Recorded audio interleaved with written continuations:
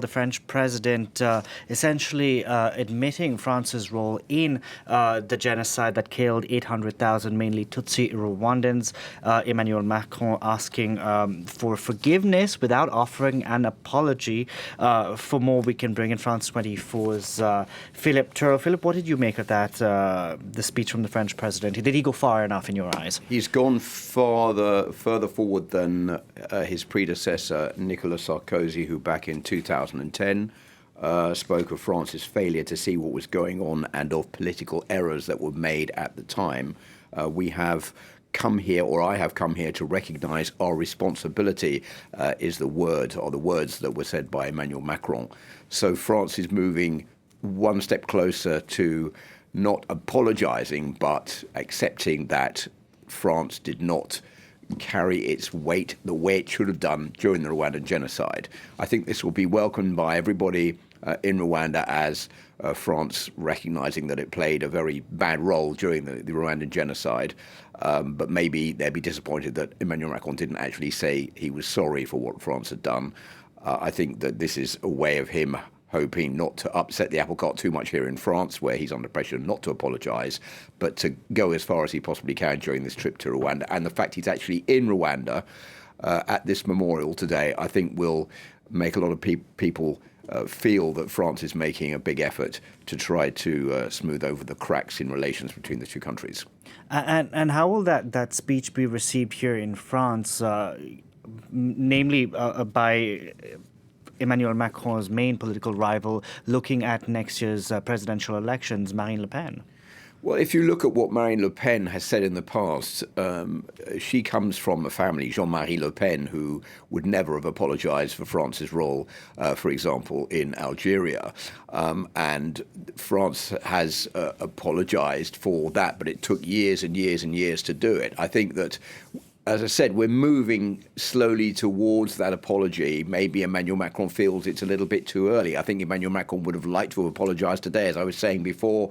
But for him, it may be just still a little bit too soon. The wound is still open. There are too many people about who lived through the genocide, who may still be on the run, who need to be brought to justice, some of them here in France. I think there's a feeling that France needs to clean in front of its front door, as they say in French, first of all, before actually apologizing for what happened. So that will probably undermine what Marine Le Pen was probably thinking Emmanuel Macron would say, which would be an apology, which he would have jumped on to criticise. And also, I think all of the supporters of the former President François Mitterrand, who were saying, well, you couldn't chastise and criticise what François Mitterrand did at the time. Emmanuel Macron did say that there had been a big error of judgment on the part of the French government, and that the French army, when it went into Rwanda, was absent in its protection of people. And there was a 3-month wait before the international community began to actually realise what had happened. So there has been a mea culpa today. There has been a step in the right direction, but we're still short of that apology that I think a lot of people were waiting for. Okay, so we didn't have the apology from the French president, although he did ask for forgiveness. Do you think, and he did sort of mention how he wanted the Franco-Rwandan relationship to look going forward? He is doing his utmost to try to improve relations with Rwanda. We've had the President Paul Kagame coming to Paris, where he met with Emmanuel Macron. This visit by Emmanuel Macron is the first one to Rwanda since Nicolas Sarkozy in 2010, only the second visit by a French president in 11 years.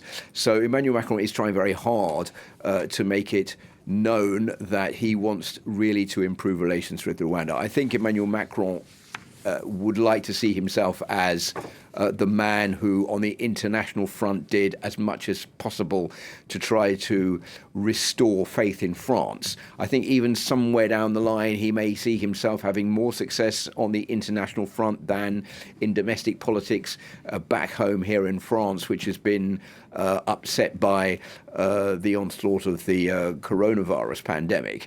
So if he's going to make an image for himself in the international front, this is one of the ways that he's going to do it. And a reminder that we're a year away exactly in May next year from the next French presidential elections, and doing this kind of international gesture in trying to smooth over the cracks, apologise for France's role in the past, less than a year away from presidential elections, is also quite a risky exercise for a French president in office. So it was a courageous move today by Emmanuel Macron, but he stopped short of what everybody was hoping, I think he would say, in Rwanda, and that was that France is sorry for what it did and the role it played in the Rwandan genocide back in 1994. Okay, thank you very much for that, Philip.